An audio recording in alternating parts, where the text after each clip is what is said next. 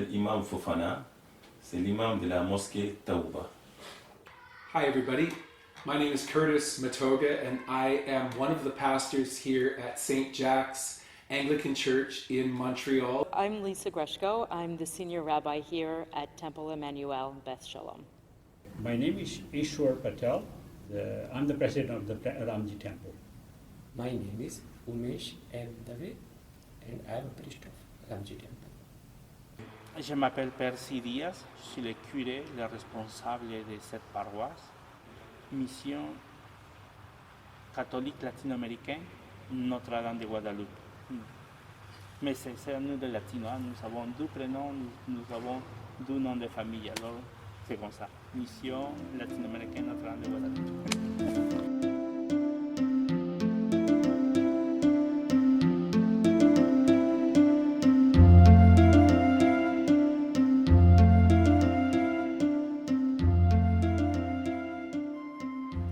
Et cette église a commencé en 1923 à peu près.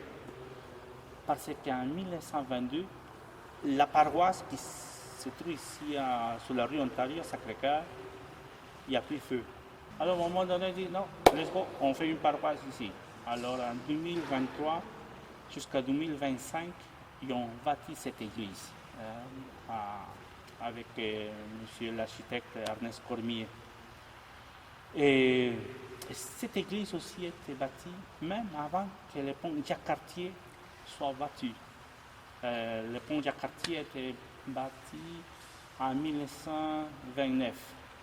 Alors, plus important c'est l'église que le pont Cartier. Puis avant, cette paroisse était francophone. Il s'appelait Sainte Marguerite Marie. C'est ça le début de cette paroisse. Sauf qu'en 1992, nous les Latinos, on a pris en charge de cette paroisse et en ce moment-là, il a changé de nom. Et maintenant, ça s'appelle Notre-Dame de Guadeloupe. Alors depuis 1992, que nous les Latinos, on prend soin de cette paroisse.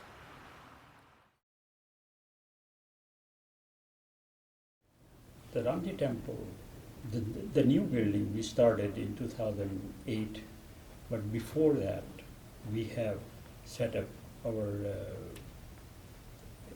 in the old building and set up our God pictures, and we started somewhere in 92. And once we have enough money, we started to build the temple in 2004. And eventually we completed in 2008. The purpose is to preserve our belief, Hindu belief, our culture, so that our children who are born here can continue to develop what is Hinduism. Okay, so our building, St. Jack's, from the beginning of this building, the church was called St. James the Apostle Anglican Church. And the first construction was begun in 1864. So, and it was affectionately known, this church was affectionately known as St. Crickets in the field, because there was a troop of British soldiers who used to play cricket here on this land.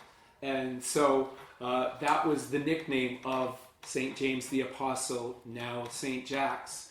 And so we have the oldest building on St. Catherine Street. And I think that's quite a heritage. It's a treasure. Our goal here at St. Jack's is to return this building to the community. Not to give up our possession of it, but to open it up. And as we're here today, I mean, we're filled with a kids camp. The kids camp has taken over the Shatford Hall, this 1928 construction. It's in the 1864 portion. It's filling up the whole place. And so we think it's a sad thing for a building like this to be open and in use 2 hours per week. That's not what these were built for. And so our value here at St. Jack's is to just open the doors and invite the community to use it as community space. Le rôle de la mosquée dans la vie du croyant est fondamental. D'abord, le croyant, le musulman, c'est un endroit où il se refuse pour se protéger. D'abord, protéger sa foi, c'est important. Et on se protège par des prêches qui nous rappellent constamment, chaque jour, on se ressource. Car pour l'islam, l'être humain a besoin d'être rappelé. On oublie. Et donc, ce rappel est constant dans les mosquées. Et aussi, on a besoin d'être épaulé.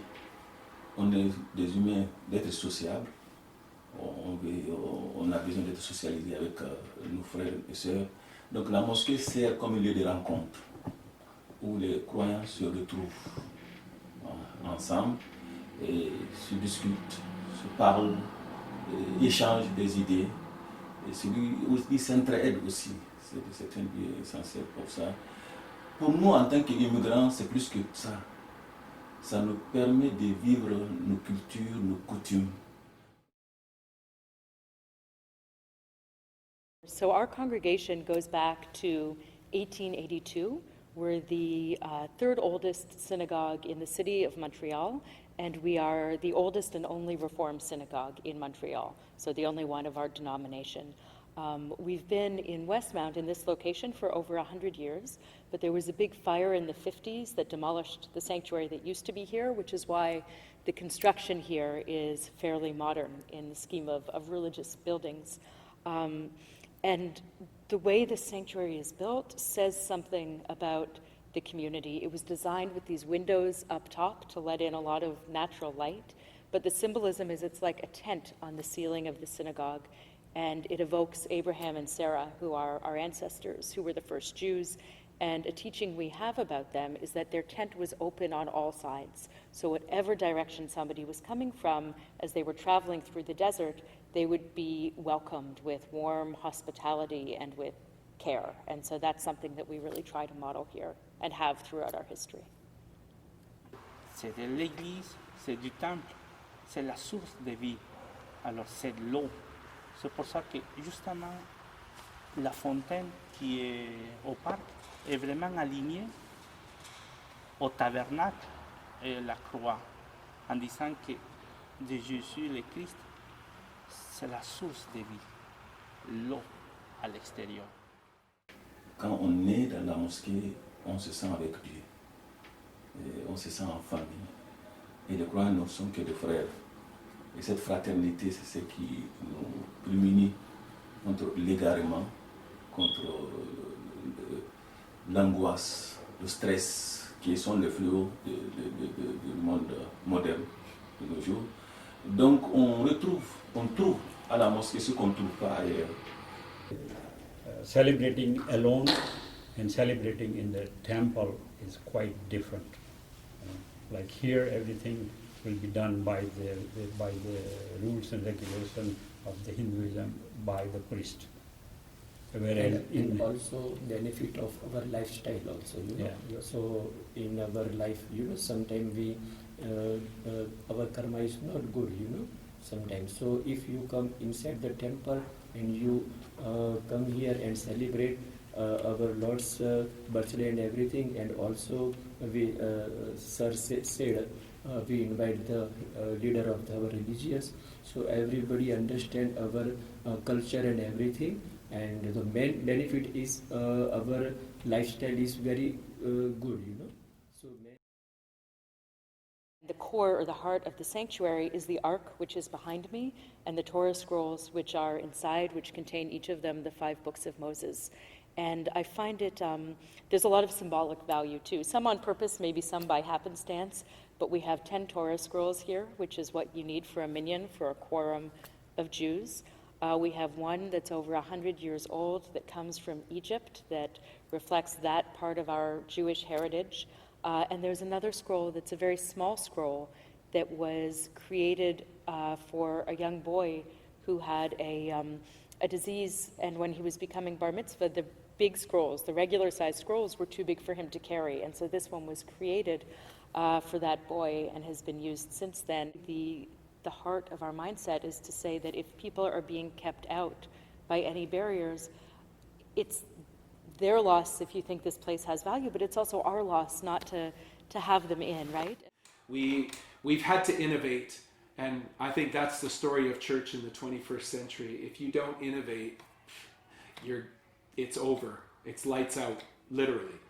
And so we're really working at innovating and reinventing ourselves and reinventing the way we conceive of the usage of this space. The whole idea of sacred has to be redefined.